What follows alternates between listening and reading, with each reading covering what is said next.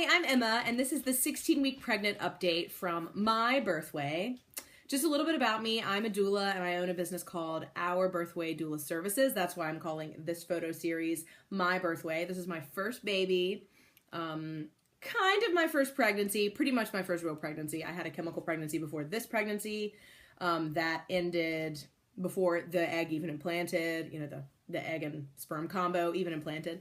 So just to reference that, just in case you want to go back and watch that video, that's a tough video to watch, but I think it's worth watching, especially because so many women experience loss and it's rarely talked about. Many women experience miscarriage, many women experience chemical pregnancies, which is just kind of a failure to implant, but without even knowing it.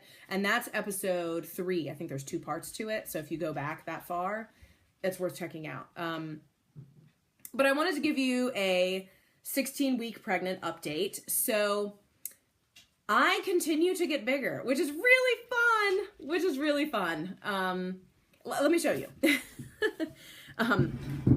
So yeah, I'm continuing to get bigger. You can see, because I naturally have like a sort of a sway back, arched back, but I mean, you can tell. This is, my stomach isn't itchy, but it's sort of, in my mind, I feel like I want to scratch it because it's getting big.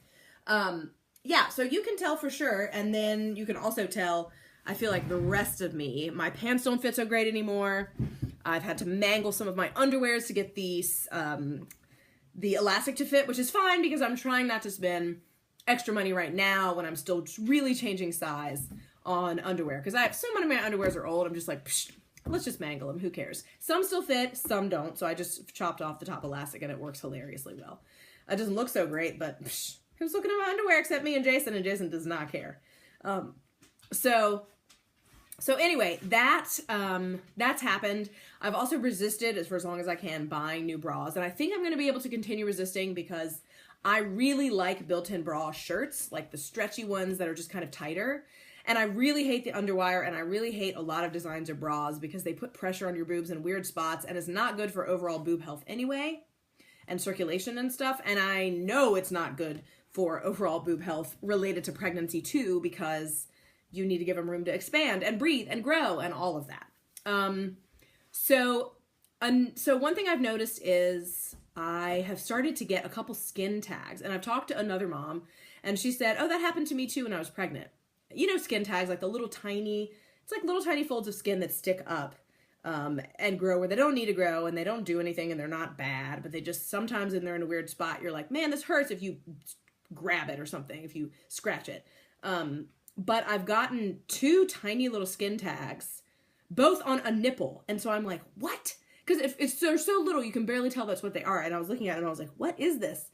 But the friend I was talking to said, oh yeah, I got those on my nipple too. Her theory was that it was just your body's like, bigger boobs, bigger nipples, go, go, go. All of that. There's so much going on that it's like, just kind of goes a little cray-cray and makes extra skin. And I think that's really funny. So that's happened. I've gotten those. They don't hurt or anything. They just look kind of, I mean, if you really, really, really look, then you see them. But nobody's going to be seeing them except me, and I'm staring at them, like, really close. So that's happening. I can really feel my internal organs kind of shifting, or at least I feel like I can, and making space. Because as of now, at 16 weeks, my uterus should be like at the top of my hip bone, and at 20 weeks it should be as high as my belly button, which is here, but it isn't yet. It's like kind of here, but that's still way taller than it was before, and so all of my guts are like, whoa, learning where to go slowly, which is nice. Good thing pregnancy doesn't happen in 3 months, or I think our body could not handle it, all the guts moving and all the internal organs shifting around. I mentioned last week that I'm peeing a bunch. Oh, I'm still peeing a bunch, totally. It's mostly just comical to me. So that's funny. And then I've also noticed that, just like, I think I mentioned many weeks ago, different pigment changes in different parts of my body. So like the difference between my skin and my nipple color is like very different now. And it's cool because according to some research, there's theory that the reason that nipples get dark and your skin kind of stays the same color or whatever in that area, is so that the baby can, because, their eyesight's not super great when they're born, so they can really see where they're going. It's like a big bullseye, like, hey, this is a boob. This is where I'm going. Because a lot of babies, if you leave them most babies, this is their instinct. If you leave them on your stomach after they're born, if you choose to do this, they do something called a breast crawl, and a newborn baby will crawl their body weight up to your boob because they can smell it and they can see it and they know what they're supposed to be doing, and then they just latch on. Sometimes it's hard. You don't want to wait. You're like, I don't want to wait. I just want to hold my baby and nurse my baby. But some people do that, breast crawl. And I'm debating if whether or not I want to do that or if I just want to have the baby right here straight away. I've noticed there's a couple days where I had more pelvic pain, and I've mentioned this before in another episode and what it's called and all that. And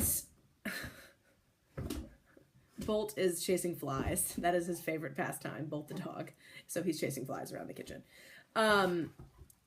Yeah, so it's weird because I think I mentioned before it was mostly manifesting in one, like, of my kind of my hip joint sort of. Now it's like, it's more of like a pelvic pain. It's more of like a cross, like the upper hip girdle, like a cross. But it's not every day. And I really think it is related to stretching. I think it's what I've eaten that day.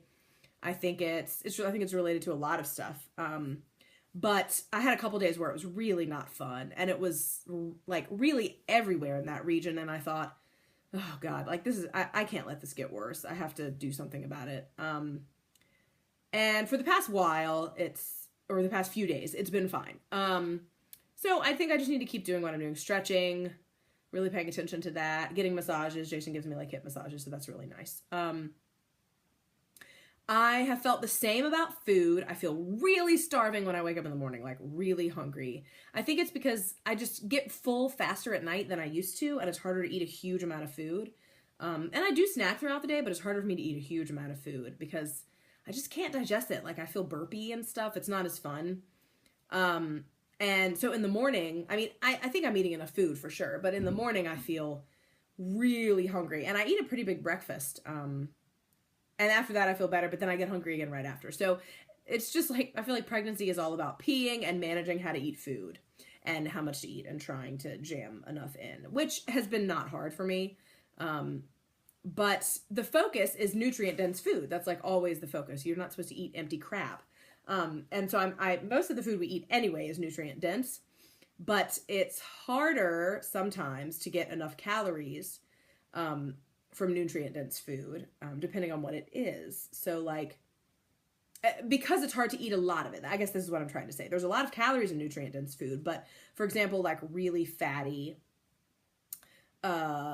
meat, it has more calories because the fat has more calories, which is good.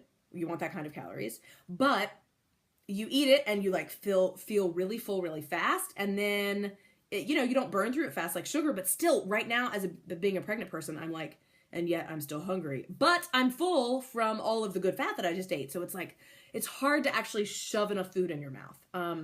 So it's an interesting journey, and one that I enjoy, because I'm a food person and I can inhale some food. So it's fun to kind of like feel like I need more food, but I can't always get it in because my stomach's like, whoa, I'm too full. So that's something that's also happened this week. And, we've even more thought about names, and I feel like we've probably picked our boy name because we already had the girl name picked. I feel like we've probably picked the boy name. A few folks that we've told the 3 options we were working with, this was not their top choice of those 3, which I think it extra reinforces to me how much I don't actually care what other people think about the name. I mean, I care a little. I'm curious to know, but I'm not offended if they don't like it. I'm not, no one I don't think has disliked it unless they're just being too nice, which seems possible. But I just can't get over this name. It just seems so right to me. But maybe I'll change my mind. Jason is like really starting to like it too. He liked it sort of at first, and then he started liking it a lot more, and now he really likes it too. I think as much as I do, or more than all the other boy names. So that's kind of exciting. And I'm feeling more sure that I felt this baby kick me.